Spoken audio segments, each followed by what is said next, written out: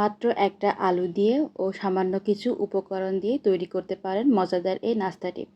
আসসালামু আলাইকুম প্রিয় দর্শক, কেমন আছেন? রেসিপির জন্য এখানে আমি নিয়ে নিয়েছি একটা মাঝারি সাইজের আলু, 2টা পেঁয়াজ ও 3-4টা কাঁচামরিচ কুচি, আর বেঁচে যাওয়া 3 পিস পাউরুটি ছিল।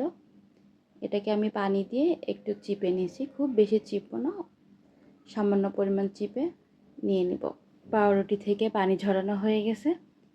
এবার আমি এর মধ্যে অ্যাড করব আধা চা চামচ পরিমাণ রসুন বাটা আর আধা চা চামচ পরিমাণ আদা বাটা।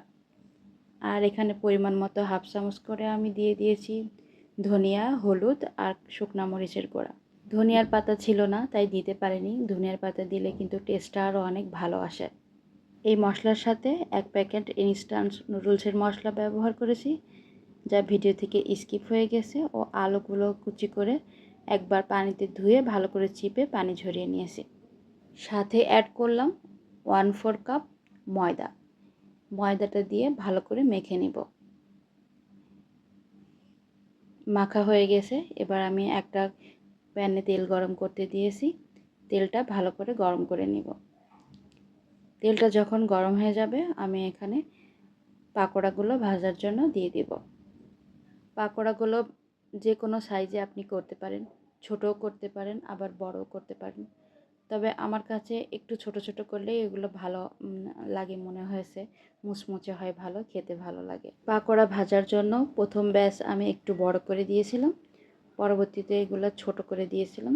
আমার মনে হয়েছে যে ছোট করে দিলেই বেশি টেস্টি হয়, মানে মুচমুচে হয় ভালো।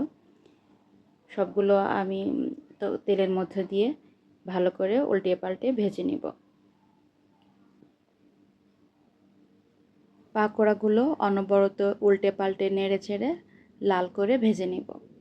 আমার প্রথম ব্যাচ ভাজা প্রায় হয়ে গেছে।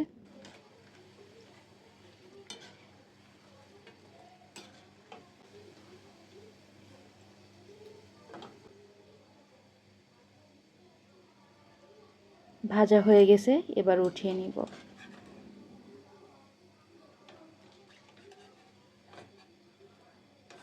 কতটা মুচমুচে হয়েছে তার সাউন্ড শুনলেই বুঝতে পারবেন। প্রথম ব্যাচ ভাজা শেষ হয়ে গেছে, এবার দ্বিতীয় ব্যাচ দিয়ে দিলাম। আর এই পাকোড়াটা কালের নাস্তায় চায়ের সাথে দিতে পারেন, আবার বাচ্চার টিফিনে কিন্তু দিতে পারেন। বাচ্চারা কিন্তু খুব মজা করে। তৈরি হয়ে গেল মজাদার আলু পাউরুটির পাকোড়া। ভিডিওটি ভালো লাগলে লাইক, কমেন্ট, শেয়ার করে পাশে থাকবেন। আমার চ্যানেলটি সাবস্ক্রাইব করবেন। আল্লাহ হাফেজ।